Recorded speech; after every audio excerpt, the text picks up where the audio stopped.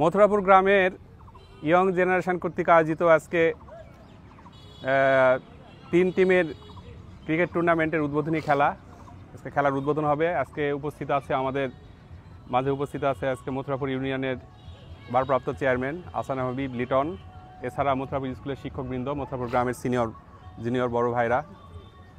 তো আসলে খেলার মাধ্যমে সকলের মধ্যে ঐক্য স্থাপিত হয়, খেলার মাধ্যমে অনেকের মধ্যে দূরত্ব ঘুচিত হয়, দূরত্ব হ্রাস পায়।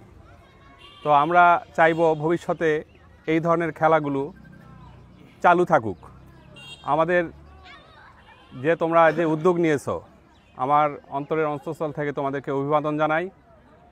তোমরা যেন ভবিষ্যতে এই খেলাগুলোকে প্রত্যেক বছরই ঈদের মৌসুমে হোক বা যে কোনো সুবিধাজনক সময় হোক, তোমরা যেন এই খেলাগুলো চালু রাখতে পারো। আর আমরা যারা গ্রামের সিনিয়র লোকজন আছি, পিছন দিক থেকে আমরা সবসময় ব্যাকআপ দিব তোমাদের। কথা না বাড়াই, এরপরে তোমাদের মাঝে বক্তব্য রাখবে মথুরাপুর হাই স্কুলের সহকারী শিক্ষক জনাব জাফরুল ইসলাম তালুকদার।